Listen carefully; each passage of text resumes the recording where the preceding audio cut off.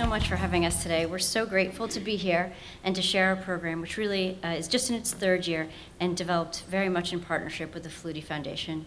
It wouldn't be here without their support. So we all know so many very highly intelligent and creative young adults with autism. And these youth are so capable of and have their hearts set on going to college. Yet we all know the staggering statistics of what happens to so many of these youth in the first 2 years of college. And so many drop out and they're never able to return again.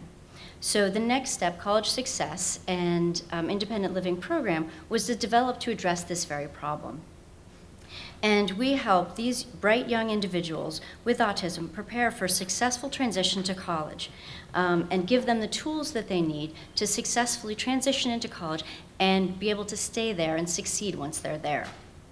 Our program affords these high school age students the college, sorry, my glasses aren't working, these high school age students real college experiences during their high school years. And we do this during 3 Saturday sessions during the school year, full Saturday sessions, and then also a week-long experience overnight in the Boston College, where they can have a real college experience living in the dorms with peers. And we do this with carrying out 3 important functions. We do this with a college readiness assessment, a thorough assessment, and then we build skills with the areas of needs that were identified in the thorough assessment. And then we finally, the really important part of our program is we teach parents to foster these skills between the times that we're with these kids, because parents are such an important part of our program and such an important part of kids' lives, and we want to teach them to reinforce the skills. The skills that we develop are in these 4 areas. We want to teach them college-level social skills. We want to teach them activities of daily living, which are going to be critical while they're in college. We want to teach them academic advocacy and executive functioning skills. We want to teach them problem solving and resiliency skills for mental health coping. And we want to also, importantly, teach them how to enjoy each other and really connect and have fun when they're together during our program sessions. So we have the Saturday weekend sessions during the school year, and then we also have the summer sessions. So first I'm going to talk about the weekend sessions. These are long days. We run them from 8:30 in the morning to 5:30 in the afternoon. So we really have a full day with these kids. And what we do is in the morning, we have a couple hours where we teach them some specific skills. So we'll teach them self-advocacy, we may teach them problem solving. We do that in our Judge Baker building, and then we're going to head out and we're going to use these in live time. So we're going to go to different university settings each week. And then we're going to really try and have them use these skills. So we're going to visit all the parts of the campus that they're going to have to understand and learn. We're going to eat in dining facilities using dining cards. We're going to get them acclimated to the disability services that they're going to need to be familiar with when they're in the university. And we're going to master public transportation.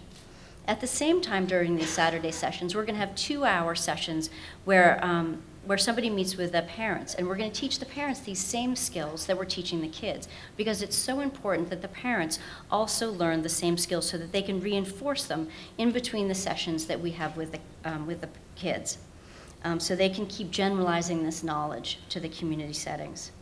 And we're also going to teach the parents how all of the services are different in high school than the services they're going to get in college. And we're going to help them understand anxiety and depression, and we're going to help them understand how to develop resiliency in their kids, and also some positive parenting skills. And now I'm going to turn it over to Matt.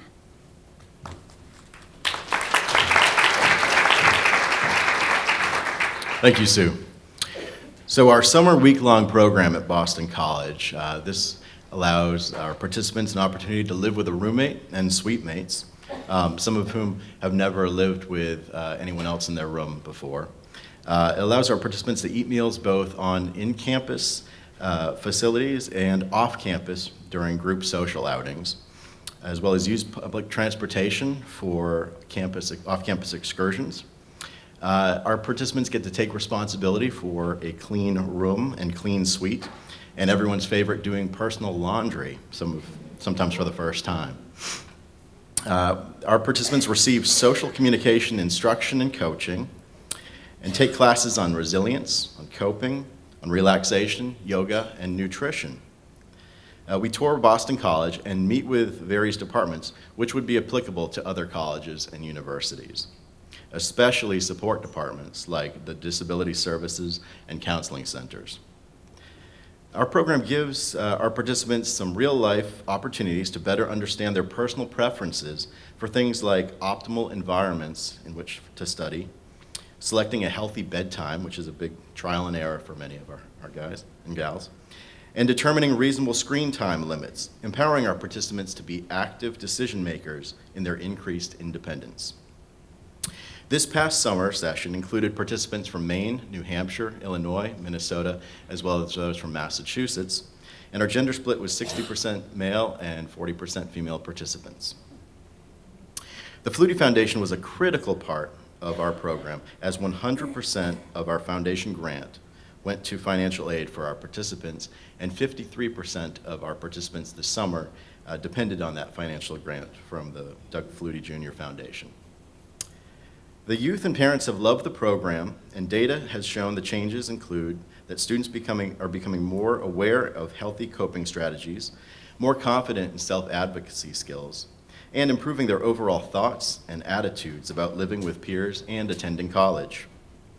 After our summer session, participants bonded so much, they persistently encouraged us to hold additional reunion social nights so that they could stay connected. Today we are fortunate to have with us Carmen Camacho. Carmen is the mother of one of our participants, Gabe, who started in our program this summer and was a recipient of scholarship money provided by the Doug Flutie Jr. Foundation. Since participating at BC, Gabe has also attended a recent social night as well as our last Saturday session on November 21st. So I present Carmen Camacho.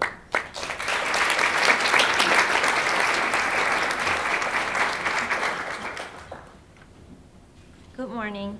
My name is Carmen Camacho, but for the purpose of this today, I'm Gabe's mom.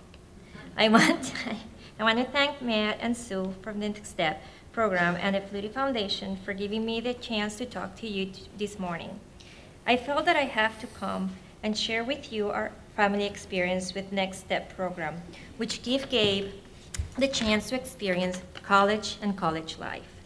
Gabe had PDD as well as ADHD, so school has been a struggle. He's smart, funny, articulate, and a very good young man. I know all this because I'm Gabe's mom. I was not sure Gabe knew all these things.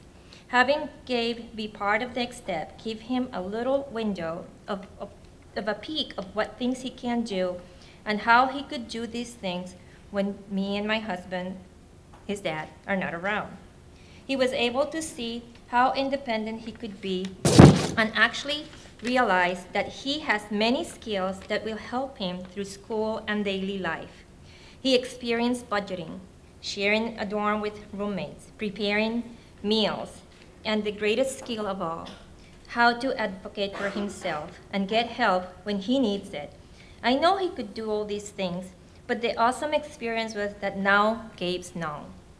He has come back with more interest about going to college, and he has been talking about in-state, out-of-state college. I know.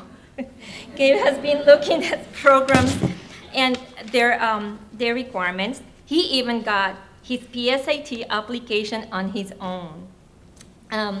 He's also thinking about his career's options. Yesterday, Gabe had a job interview. So all of cross fingers that he get good news this week. This week also, Gabe told us he had plans for the weekend. He's going out with friends. He's going out of the house in an activity. We were thrilled. He was meeting with friends he met at Next Step. Thanks for letting Gabe know what we knew all along. But now that he has open opportunities to the world, that there's all these opportunities for him, that he's a great kid and he has lots of potential, and that we will be behind him all the way to the next step. Thanks to the scholarship, all our families and other families were able to take advantage of this valuable program. I hope the Flutie Foundation will keep funding Next Step, and that Next Step keeps offering this awesome program for years to come, as it's a life-changing experience for the kids and for the parents. Thank you.